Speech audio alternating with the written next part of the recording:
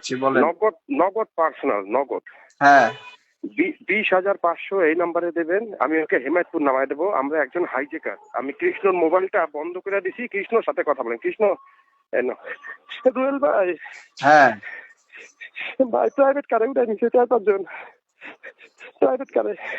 ওদের কাছে পিস্তল আছে, চাপা দিয়েছে ভাই। রনাক এন্টারপ্রাইজে ফোন দিয়েছিলাম, সিমেন্টের দোকানে ভাই। জি আমি ডক্টর মাসুদ বলছি, ব্যাংক কলোনি আইকন স্কুলের পশ্চিম পাশে, এনাম মেডিকেল থেকে।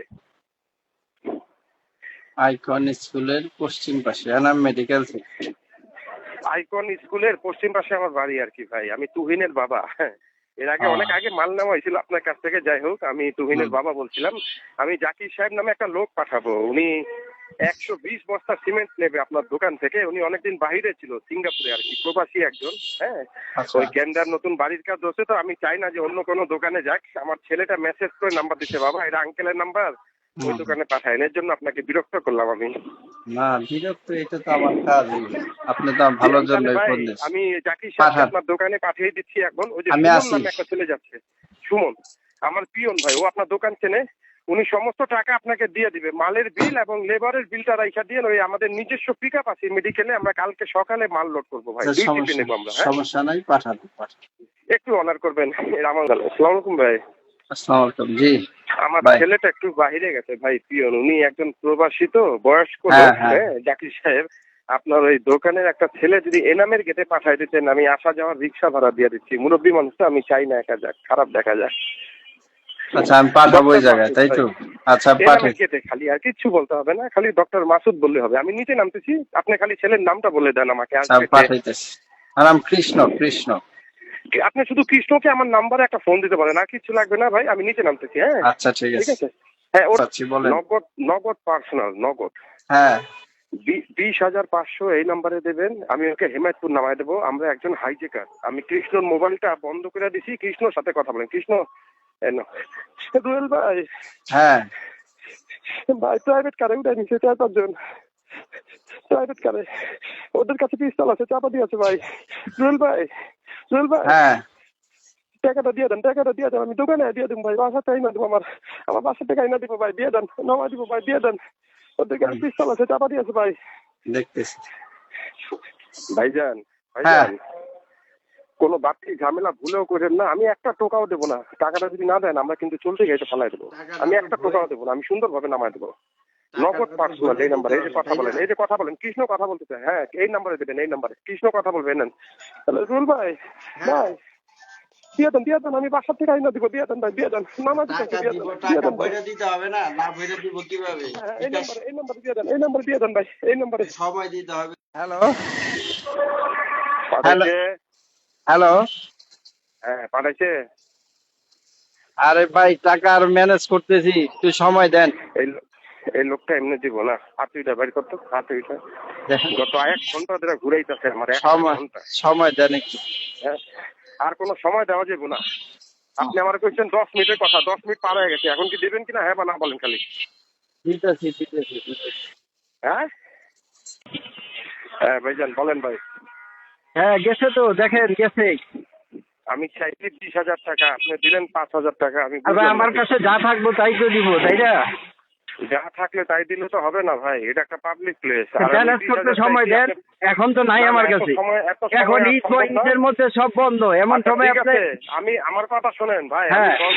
আমি আপনাকে সুযোগ করে দিচ্ছি, আপনাকে 20,000 দিতে হবে না। হ্যাঁ আপনাকে 15,000 দিতে হবে না, আপনি 5,000 টাকা দিবেন। 5,000 আমি তো আপনি 20,000 টাকা চাইছেন, থাকলে আমার ছেলেটাকে ধরে নিয়ে গেছেন।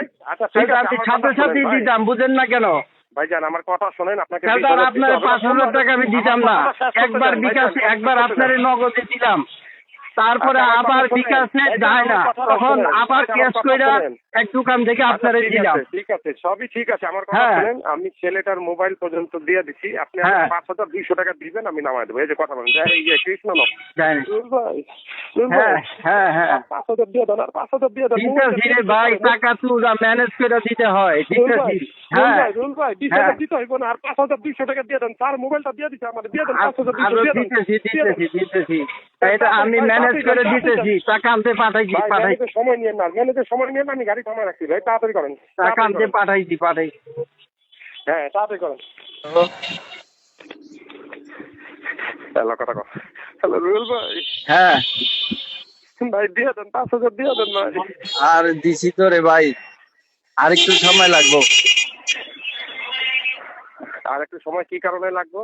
সময় লাগবে, টাকা আনতে পাঠাইছি, টাকা নাই আমার কাছে এই কারণে।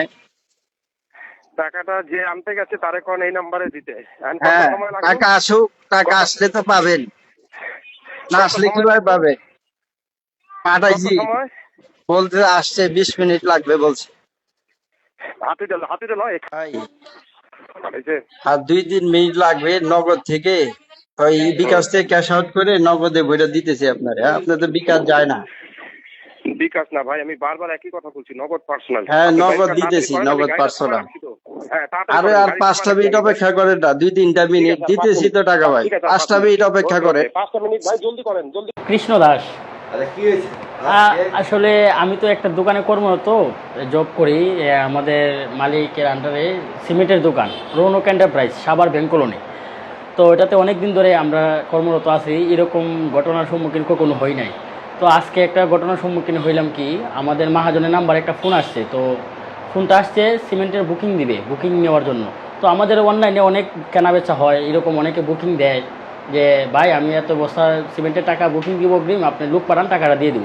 তো সেম আজকের ঘটনা এরকম, মানে আমাদের মহাজনকে ফোন দিছে, বলতেছে যে আমি 120 ব্যাগ সিমেন্ট নেব, টাকাটা আমি অগ্রিম দিতে চাই, তো আপনি টাকাটা নিয়ে যান বা কোনো লোক পাঠান। তো তখন মালিক আমার পাঠাইছে, আর লোকেশন দিছে এনাম মেডিকেল কলেজ। তো এনাম মেডিকেল কলেজে গেলাম, গেটে গিয়ে ওনাকে ফোন দিলাম ওনার নাম্বারে যে ভাই আমি তো আসছি, আপনার বুকিং দিবেন নাকি টাকা, আমি টাকা নেওয়ার জন্য আসছি। তো যাওয়ার পরে উনি বলতেছে কি যে ভাই তুমি একটু 2 তলা আইসা বসো লিফটের সামনে, আমি লিফট দিয়া উপর থেকে নিচে নামতেছি। তো তার মধ্যে আমি বসে আছি, তার 2 মিনিট পর উনি আমাকে আবার ফোন দিয়ে বলতেছে কি যে তোমার মোবাইলটা একটু বন্ধ রাখো, এখানে অনেক রুগী আছে তো প্রবলেম হয় বা একটা ইয়ার হয়, তুমি 2 মিনিট মোবাইলটা বন্ধ রাখো, আমি আসতেছি। এর মধ্যে আমাদের মহাজনরে ফোন দিয়া হয়রানি, না দেখা কোনো হয় নাই, কোনো সময় না। উনি বলতেছে আমারে যে তুমি তো বসছো 2 তলায়, আমি দেখছি, হ্যাঁ তোমার ক্যামেরা দিয়ে দেখা যাচ্ছে, আমি দেখতে পাচ্ছি তোমাদের, তুমি এখানে বসে থাকো আর 2 মিনিটের জন্য তুমি মোবাইলটা রাখো, বন্ধ রাখো। হ্যাঁ, আর আমি উপর থেকে নিচে নামতেছি। তখন তার মধ্যে আমার মহাজনরে ফোন দিয়ে বলতেছে যে আপনি যে লোক পাঠাইছেন ওরা আমি কিডন্যাপ করে লেছি, টাকা দেন নাহলে ছাড়ব না, ওর মাইরে হালাই। হ্যাঁ 5 মিনিটের মধ্যে ওই রকম চক্রান্ত করে আমাদের মহাজনের কাছ থেকে টাকা হাতিয়ে নিয়ে গেছে। তারপর আমি যখন 5 মিনিট হলো বন্ধ রাখছি মোবাইলটা, তখন আমি ভাবলাম যে কি রে, ও তো আমার বোকা বানাইতেছে না কি জানি, আমার তো বন্ধ রাখতে বললো, দেখি আমাদের মহাজনরে ফোন দিই। তখন আমি ফোন দিলাম, তখন জানতে পারলাম যে আমাদের মহাজনরে হয়রানি করা হচ্ছে। হ্যাঁ বলছে যে আপনি আপনার যে কৃষ্ণ দোকানের ওরে তো আপনার কিডন্যাপ করে হালাইছি, টাকা দেন নাইলে মেরে হালাই মরে। আমার হয়ে একজনে বয়স দিয়ে বলতেছে যে ভাই আমার বাঁচান, টাকা দেন, এই আর কি, এতটুকু। পর মহাজনের তখন টাকা চাচ্ছে, তখন মহাজন বুঝতে পারে নাই যে এরকম চক্রান্ত হতে পারে। তখন উনি প্রথম অবস্থা 3,000 টাকা দিছে, পরে মানে ওনাকে রানিং রাখতেছে আর কি। সে তার মধ্যে ইতিমধ্যে থানায় যাওয়ার জন্য প্রস্তুতি নিচ্ছে আর কি, আর ওর সাথে রাখার জন্য 3,000 2,000 করে এরকমভাবে ওর বিকাশে টাকা পাঠাচ্ছিল। আর তার মধ্যে আমাদের ব্যাপারটা জানাজানি হয়, এখন পর্যন্ত ওর কোনো খবর নাই, এই আর কি, এতটুকুই।